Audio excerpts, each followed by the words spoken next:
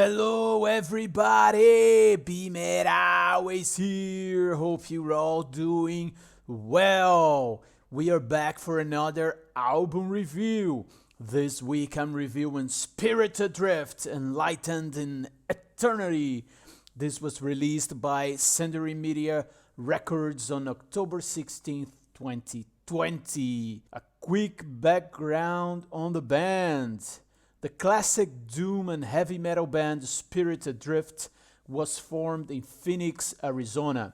The project began in 2015 as the solo endeavor of Nate Garrett and eventually grew into a full touring band. Currently, the only other member is drummer Marcus Bryant. Eric Wagner and Chase Manson left ADRIFT to concentrate fully on Gatecreeper.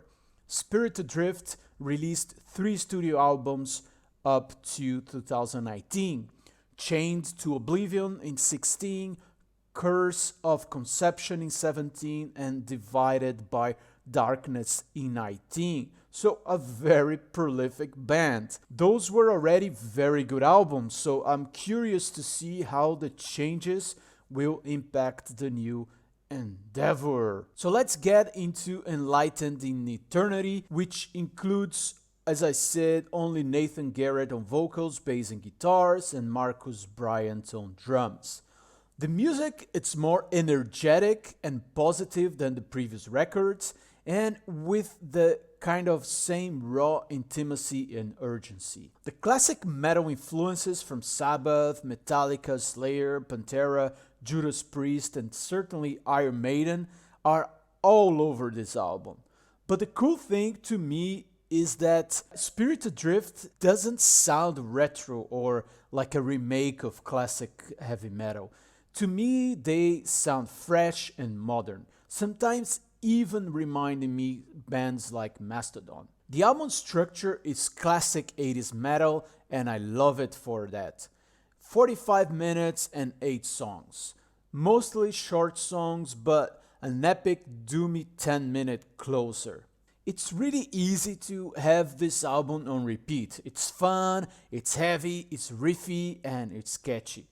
Garrett's vocals fit very well this music style, and it kind of reminds me of Paul Di'Anno. The album opens with Right Into the Light, and from the get-go we are blessed with this Judas Priest vibe and uplifting feel. It's a headbanger full of cool riffs and amazing guitar work. That instrumental passage specifically from the minute 3 is just so cool. It's like classic 80s stuff and very well mixed.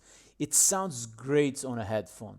Another favorite of mine is track number 2, Astral Levitation. Overall, the groove of the song is really moving, and I find the vocal performance top-notch throughout the record, but especially in this song. The melodies are so catchy, so I think that definitely helped the vocal performance there. We also get this spacey guitar solo with some emphasis on the bass lines behind that it's really cool, and it all leads to this high tempo last third of the song that also features some great guitar solos and twin guitars in the best Maiden style. It's just overall a fantastic tune. I like the drum work throughout the album, which brings a high energy feel to it.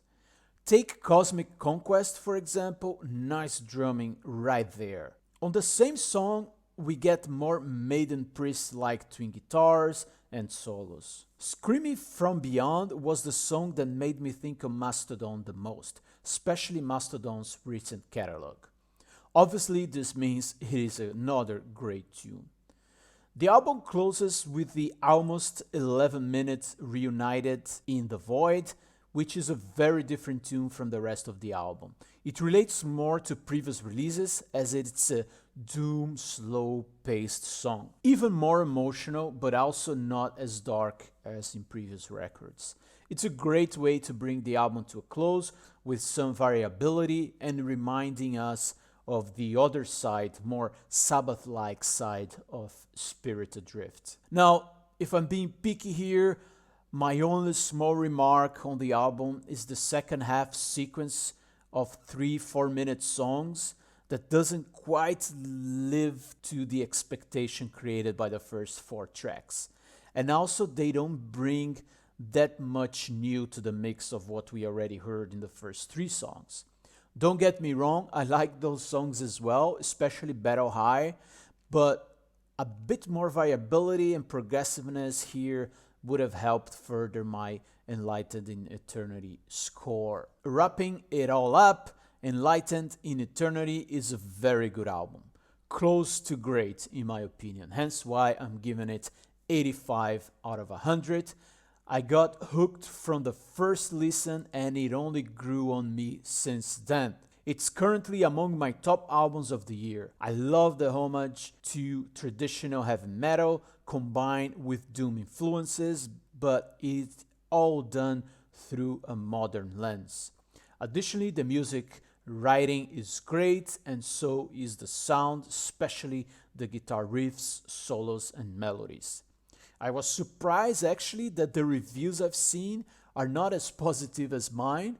I suspect that's due to the fact that the album departs a little bit from the darker and doomy characteristics of the, by the way, also very good previous albums. But I took this album in comparison to the other 2020 releases, and in a year like this, a well-written and produced traditional heavy metal album is definitely fitting very well in my agenda. So that's it for this week. Thanks for listening. Please like, subscribe, share, and BeMetalways.